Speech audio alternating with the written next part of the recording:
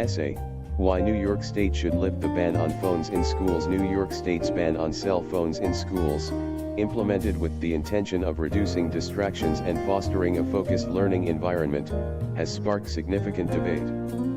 While the policy aims to enhance student engagement and safety, there are compelling reasons to reconsider this blanket restriction. The ban does not necessarily keep students safer, as evidenced by tragic events like the Uvalde, Texas school shooting on May 24, 2022. Furthermore, phones are critical for communication during family emergencies or natural disasters and serve as valuable learning tools, including through platforms like TikTok's educational content.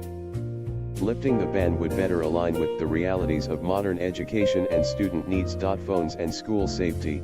Lessons from Uvalde. One of the primary arguments for banning phones in schools is to enhance safety by reducing distractions during emergencies. However, the tragic shooting at Robb Elementary School in Uvalde, Texas, on May 24, 2022, where 19 students and 2 teachers were killed, underscores the limitations of this approach.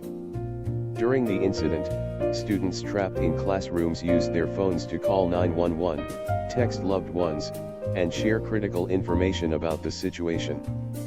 These actions, enabled by personal devices, were vital in a crisis where rapid communication could mean the difference between life and death. A phone ban in such a scenario could have delayed or prevented these calls for help, potentially exacerbating the tragedy. By allowing phones in schools, New York State could empower students to respond swiftly in emergencies, providing real-time updates to authorities and families. Rather than compromising safety, phones can serve as lifelines when seconds matter. Family emergencies and the need for connectivity beyond school safety.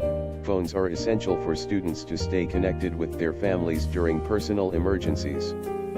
Life is unpredictable, and events such as the sudden passing of a loved one, like a grandparent, or a family crisis require immediate communication. Under the current ban, students may be unable to receive urgent messages or contact their families, leaving them isolated and anxious. For example, a student learning about a grandparent's death through a delayed message after school could face unnecessary emotional distress. Allowing phones in schools, with regulated use, would ensure students can be reached in such situations, offering peace of mind to both students and parents. Schools could implement policies like requiring phones to be silenced or stored during class time but accessible during breaks, balancing connectivity with classroom focus. Natural disasters and crisis communication. New York State is no stranger to severe weather events, from snowstorms to, in some regions, the risk of tornadoes. During natural disasters, phones are critical for receiving real-time updates and coordinating safety measures.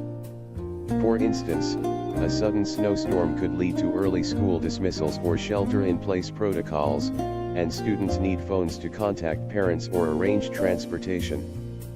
In tornado-prone areas, phones can provide instant access to weather alerts, enabling students to stay informed and follow safety instructions. The ban risks leaving students cut off from these vital tools, potentially delaying their ability to respond to rapidly changing conditions. By lifting the ban, schools could integrate phones into emergency preparedness plans, ensuring students have access to communication channels when traditional systems might fail. Phones as learning tools and the role of social media in today's digital age. Phones are not just communication devices but powerful educational tools. Students use smartphones to access educational apps, conduct research, and collaborate on projects. Platforms like Google Classroom, Khan Academy, and Duolingo are widely used to supplement classroom learning, and phones provide instant access to these resources. Moreover, social media platforms like TikTok have emerged as unexpected but effective educational tools. The Learn on TikTok initiative features content creators who share bite-sized lessons on topics ranging from science and math to history and language skills.